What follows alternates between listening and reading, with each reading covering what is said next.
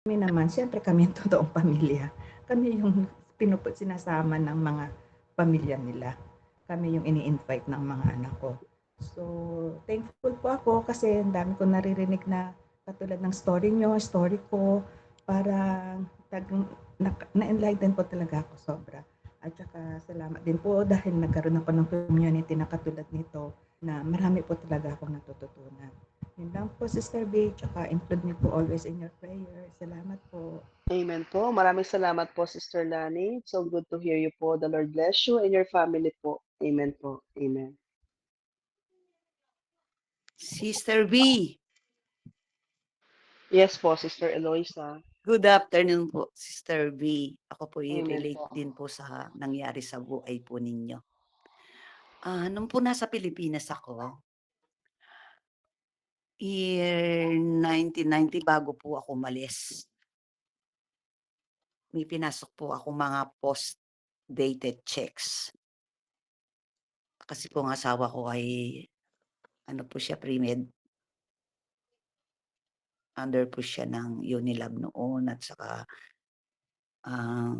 sa madaling salita po ay mostly binibigay po ng mga doktor, hospitals, botika, mga post-dated checks. So kami po sa opisina namin na sa accounting firm kasi po 3 kaming nagsama-samang CPA.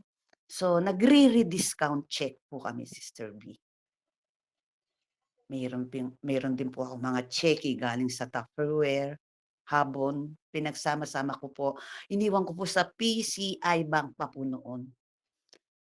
I mean po, mga totally mga post-dated checks. Alam po ninyo anong nangyari, Sister B, ni isang cent ng Philippine money, wala nang bumalik sa aming mag-asawa.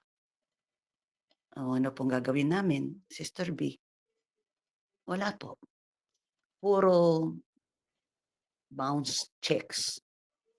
So sabi po ng husband ko, paano niya ididimanda?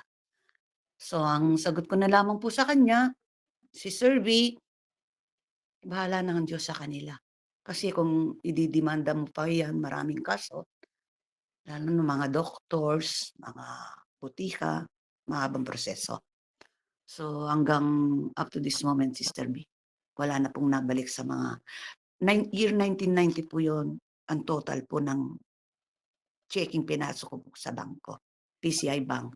Ngayon po nasa safety deposit box ko po yung mga checking yon, souvenir. Habon, Tupperware, lahat po ng checking post-dated na tinanggap namin. Total po, year 1990, Sister B, 200,000. Pero Sister B, hindi ko po inisip yun.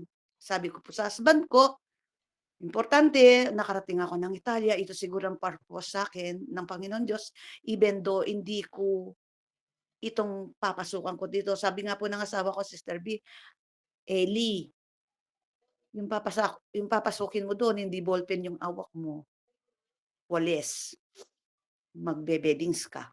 Sa madaling salita, sabi po niya, Sister B, ang trabaho mo doon, utusan at site. And then, Sister B, sabi ko naman sa kanya, importante ang dadatnan ko doon sa Italy, maganda.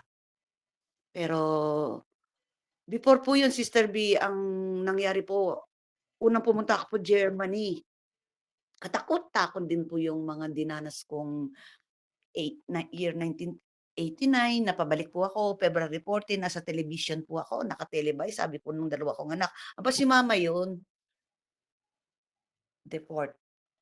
And then po, nung bumalik po ako 1 year, di bumalik po ako sa trabaho ko, sa mga kasamahan ko po sa accounting firm.